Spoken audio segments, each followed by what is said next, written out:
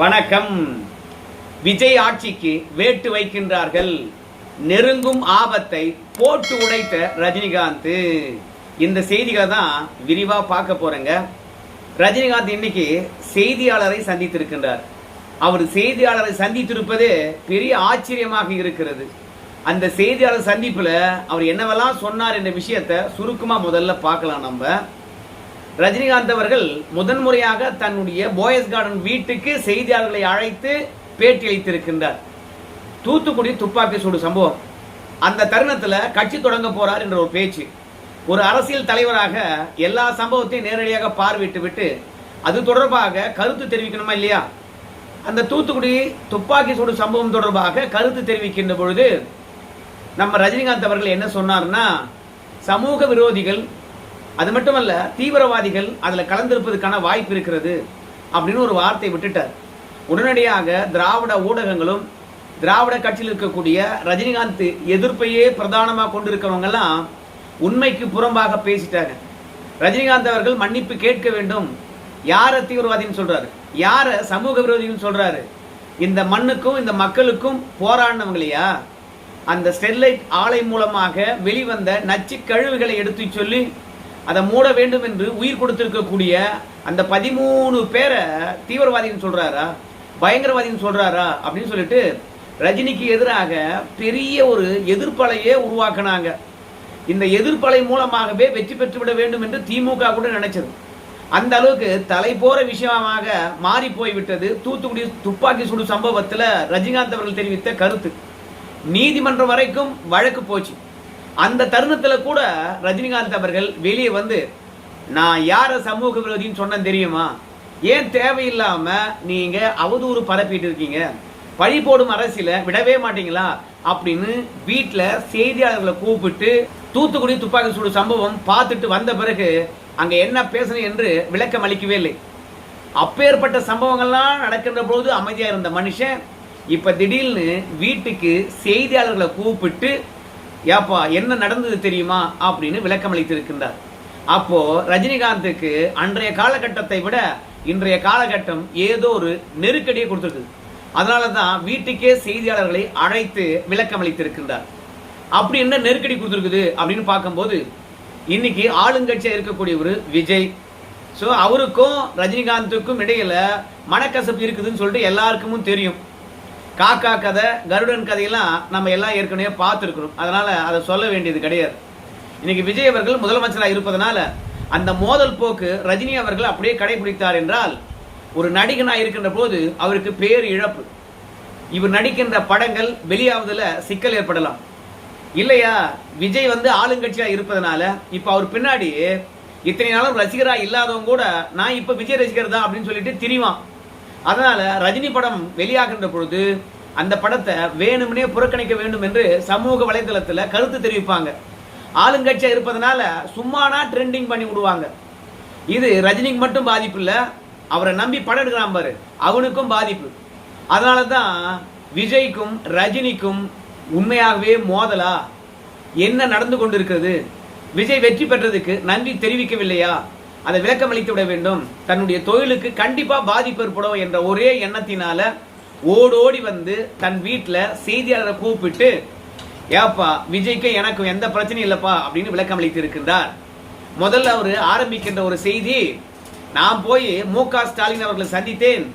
அப்படி சந்திக்கின்ற பொழுது அதிமுக திமுக கூட்டணியை உருவாக்குவதற்கு தான் நான் அப்படி ஒரு சந்திப்பை நிகழ்த்தினேன் அப்படின்னு சொல்றாங்க. அந்த அளவுக்கு கேடுகெட்ட ஜென்மம் நான் கிடையாது, அந்த மாதிரி கீழ்த்தரமான ஆளும் நான் கிடையாது. அதனால இரண்டு அரசியல் கட்சிகளை பொறுத்த வரைக்கும் அவங்க சேர்ந்து எடுக்க வேண்டிய முடிவு, அதை பற்றியெல்லாம் நான் பேச வரல. மு.க. ஸ்டாலினை பொறுத்த வரைக்கும் என்னுடைய நீண்ட நாளைய நண்பர் தன்னுடைய சொந்த தொகுதியிலே தோத்து இருக்கிறார். அவருக்கு ஆறுதல் சொல்வதற்காக, தோல்வி பற்றி பேசுவதற்காக நீண்ட நாளைய நண்பர் என்பதனால நான் அவரை சந்தித்தேன். அவர் தோத்தது எனக்கு மனசுல கொஞ்சம் கசப்பு ஏற்பட்டது. அதனால வந்தேன், சந்தித்தேன், பிறகு சென்றேன் என்று ரெண்டு கட்சிகளுக்கு இடையில கூட்டணி உருவாக்கத்துக்காக வந்தேன்னு என் மீது அமாண்டமா பழி போடுறாங்க. அந்த அளவுக்கு கீழ்த்தரமான ஆள் கிடையாது. அரசியல் வேண்டாம் என்று நான் சொல்லிட்டு போயிட்டேன்.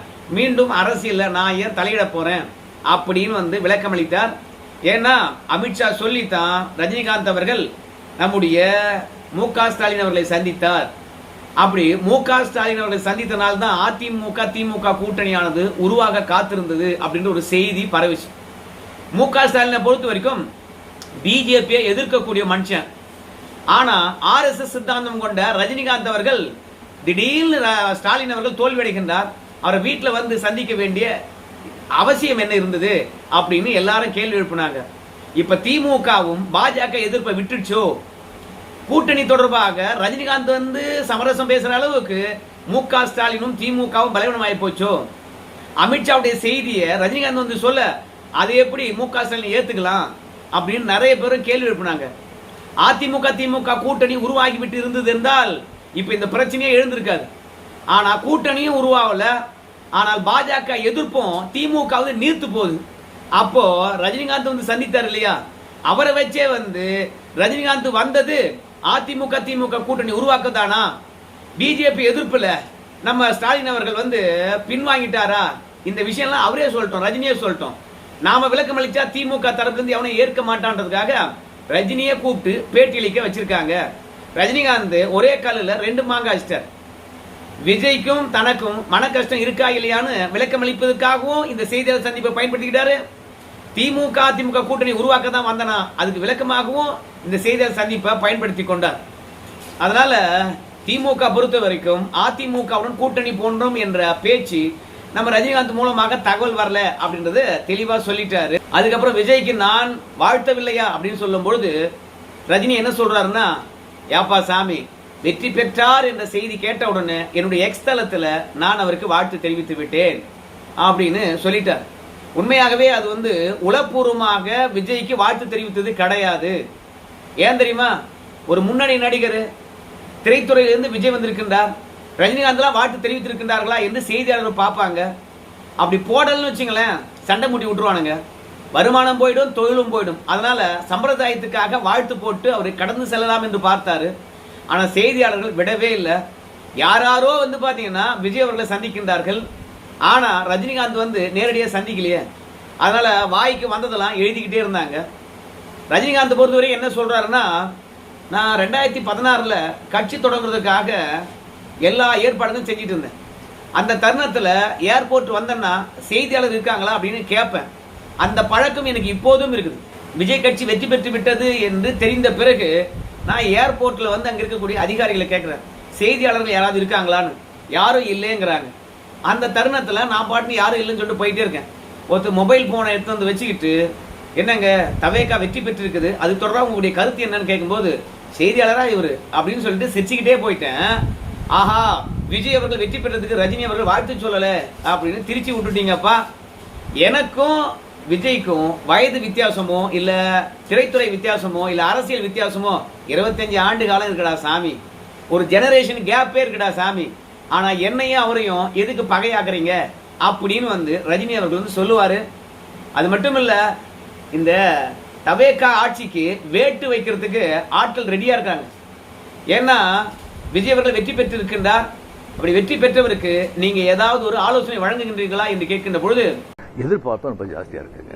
அது டெஃபினட்டாக பூர்த்தி செய்வாங்க நம்பிக்கை எனக்கு இருக்கு. பட் ஒன்று, மக்கள் நம்ம வந்துட்டு ஒரு 2 வருஷம் அவரை விட்டுடணும், 2 வருஷம் விட்டுடணும்.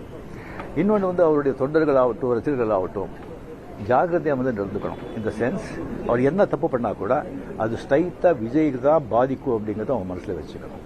நீங்க பார்த்த வீடியோ அந்த கேள்விக்கான பதிலாகவே அமைந்திருக்கும். என்ன சொல்றாரு ரஜினிகாந்த், பாருங்க, நம்முடைய விஜய் அவர்களை பொறுத்த வரைக்கும் நிறைய எதிர்பார்ப்பை ஏற்படுத்தி இருக்கின்றார். 2 வருஷம் அவர் சும்மா விட்டுருங்க.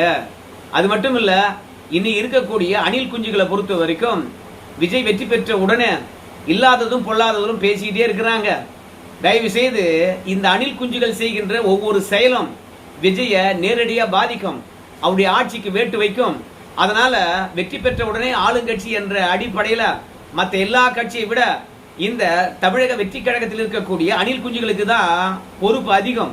அதனால செய்கின்ற ஒவ்வொரு செயலும் விஜய வீழ்த்தி விடும், அவரை தான் நேரடியா பாதிக்கும். அதனால பார்த்து நடந்துக்கணும் அப்படின்னு ரஜினி அவர்கள் வந்து, டேய் வெற்றிக்காக இவனுங்க தான் உழைத்தானுங்க, ஆனா இந்த அணில் குஞ்சுகளே வந்து வெற்றி பெற்ற பிறகு இந்த ஆட்சிக்கு வேட்டு வச்சுருவானுங்க போல இருக்குது.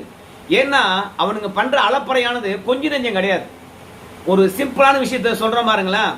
பத்திரப்பதிவு அலுவலகத்துல யாராவது பத்திரத்தை பதிவு செய்ய வந்தாவோ, இல்ல பத்திரப்பதிவு அலுவலகத்துக்கு யார் வந்தாலும் விவரங்கள் கேட்பதற்கு, இல்ல வில்லங்க எடுக்க வந்தாங்கன்னா கூட சரி, வர்றவங்களை உட்கார வைக்கணும் அப்படின்னு விஜய் உத்தரவு போட்டாரு அப்படின்னு சொல்லிட்டு நேத்தெல்லாம் அலப்பறை பண்றானுங்க. 2025 இந்த உத்தரவு இருக்கு. வரவங்களுக்கு அமர்வதற்கு ஏற்பாடு பண்ணி கொடுங்கயா அப்படின்னும், ரெண்டாவது பத்திரப்பதிவுக்கு வருகின்ற ஒரு இடத்துல கனிவா பேசுங்க அப்படின்னும். ஏன்னா கவர்மெண்ட்டுக்கு அவன் தான் வருமானம். என்ன அது பத்திரப்பதிந்து கோடிக்கணக்கான ரூபாய்க்கு ரிஜிஸ்ட்ரேஷனை செய்யறாங்க. அதனால அவங்களை நிக்க வச்சா வேலைக்கு ஆகுமா அப்படின்னு திமுக அரசாங்கமே வர்றவங்களை முதல்ல உட்கார வச்சு கனிவா என்ன பிரச்சனை கேளுங்க அப்படின்னு ஒரு ஆர்டரை போட்டாங்க. ஆனா இப்ப விஜய் அவர்கள் தான் அந்த ஆர்டரை கொண்டு வந்த மாதிரி பத்திரப்பதிவு அலுவலகத்துக்கு வரவங்களை மரியாதையாக உட்கார வச்சு பேசுவோம் போட்டார் ஆர்டர். எங்க அண்ணன் தான் அப்படின்னு அணில் குஞ்சுகளை பொறுத்த வரைக்கும் அலப்பறை பண்றாங்க. இது உண்மையா? இது உண்மையே கிடையாது. ஆனா விஜய் அவர்கள் என்ன போட்டாரு, 2025 வந்து அலுவலகத்துக்கு வந்தா உட்கார வைக்கணும்னு சொல்லிட்டு ஒரு ஆர்டர் இருக்குது. ஆனா போதிய சேர் இருக்குதா, அதனால முதல்ல சேர் வாங்கி போட்டு வரவங்களை உட்கார வைங்கப்பா அப்படின்னு சொன்னார். என்னவோ உத்தரவை இந்த விஜய் மட்டும்தான் புதுசா போட்ட மாதிரி அணில் குஞ்சுகளை போட்டு வரைக்கும் பொய்யா போட்டு ரீல்ஸா போட்டு அலப்பறை பண்ணிட்டு இருக்காங்க. இந்த அலப்பறை தான் வந்து இந்த ஆட்சிக்கு வேட்டு வைக்கும். ஏற்கனவே விஜய் மீது ஏகப்பட்ட எதிர்பார்ப்பை உருவாக்கி வச்சிருக்கீங்க.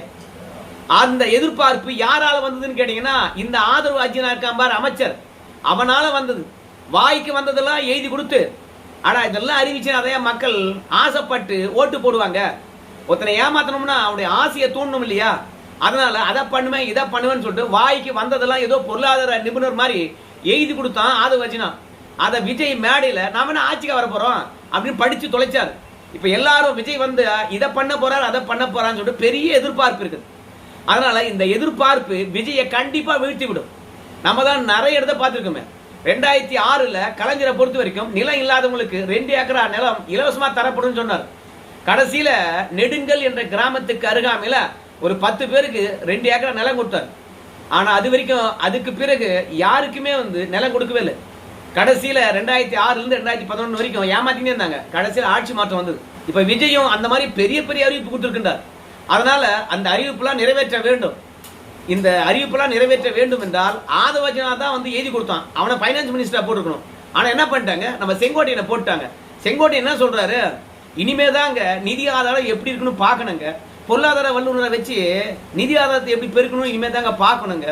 ஏங்க இப்பதான் எனக்கு நிதி அமைச்சர் போஸ்டே கொடுத்துருக்காங்க, நான் இப்பதான் சென்னைக்கே போறேன், ஏங்க தேர்தல் வாக்குறுதி உங்களால நிறைவேற்ற முடியுமான்னு சொல்லிட்டு இப்பயே மடக்கி கேட்கறீங்களே, நியாயமா இருக்குமா?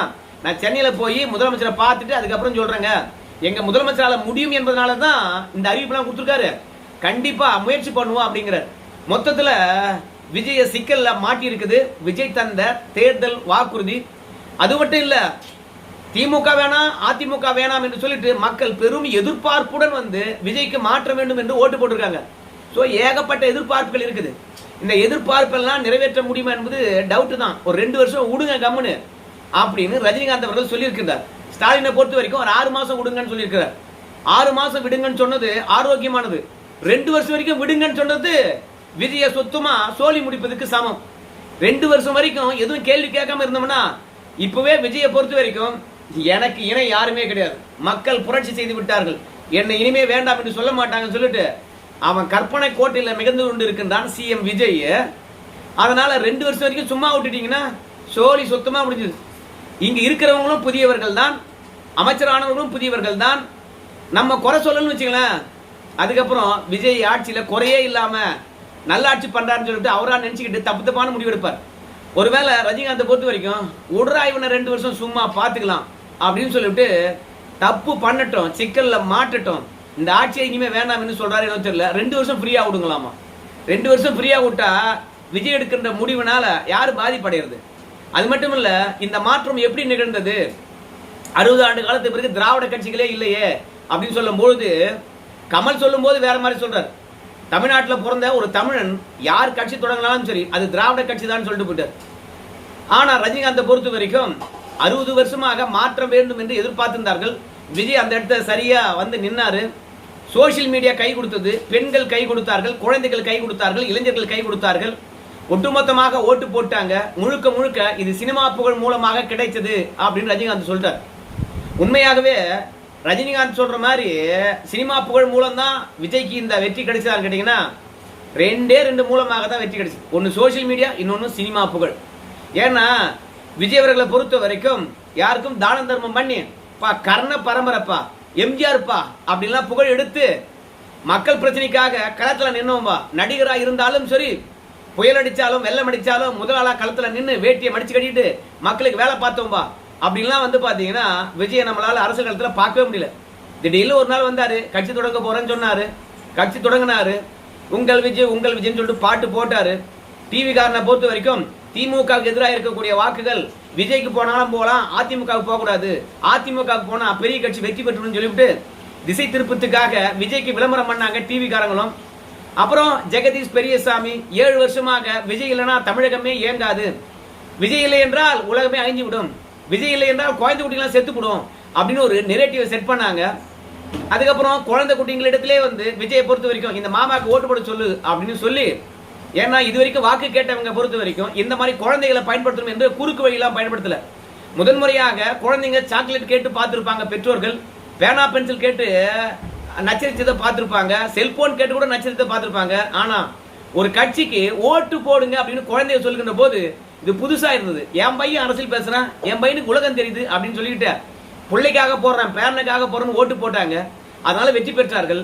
இது மக்களுடைய பேரன்பை மாற்ற வேண்டும் என்று நினைச்சுக்கிட்டு யாரும் ஓட்டு போடல. அதனால இந்த சினிமா புகழ் மூலமாக பெற்ற வெற்றி நிலையானது இல்லை என்று ரஜினிகாந்த் நினைக்கிறார். அதனாலதான் டேய் இந்த விஜயை பொறுத்த வரைக்கும் கண்டிப்பா அவனுக்கு அவனே சூனி வச்சுக்குவான், இல்லைன்னா அந்த அணில் குஞ்சுகளே வந்து வேட்டு வைக்கும். ஏன்னா இப்பவே களத்துல இறங்கிட்டாங்க, அலப்பற பண்றாங்கப்பா பாவிங்க. அதனால பார்த்து விஜய் ரசிகர்களை பொறுத்த வரைக்கும் கொஞ்சம் முதிர்ச்சியா நடந்துக்கணும் அப்படின்னு சொல்லியிருக்கின்றார். சோ விஜய் ஆட்சிக்கு வேட்டு வைக்கின்றவர்கள் இந்த அணில் குஞ்சுகள் தான். அது மட்டும் இல்ல, விஜய்க்கு வாழ்த்து தெரிவித்து விட்டாரு. விஜய் கிட்ட என்ன கோரிக்கை வைக்கணும் அப்படின்னு சொல்லுகின்ற போது நடிகர் சங்கமும் போய் பார்த்தாச்சு, அதே மாதிரி இயக்குனர் சங்கமும் போய் பார்த்துட்டாங்க, கமலஹாசனும் போய் பார்த்துட்டாரு. நான் போய் பார்க்கணுமா? நான் எப்போதும் சம்பிரதாயத்துக்காக யாரையும் போய் சந்திப்பது கிடையாது அப்படின்னு சொல்லிட்டாரு. ரெண்டாவது பதவியேற்பு விழாவில் நான் எப்பவுமே கலந்துக்கிறது இல்லை அப்படின்னு சொல்லியிருக்காங்க.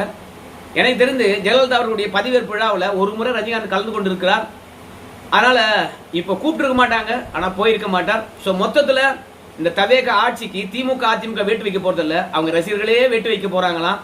பெரிய பெரிய தப்பு பண்றாங்க, இதெல்லாம் விஜய் தாண்டா பாதிக்கும் அப்படின்னு ரஜினிகாந்த் அறிவுரை சொல்லியிருக்கின்றார். இந்த அறிவுரையை அணில் குஞ்சுகள் கடைபிடிக்கிறதா இல்லைன்னு பொறுத்து வந்து பார்க்கலாங்க. நன்றி.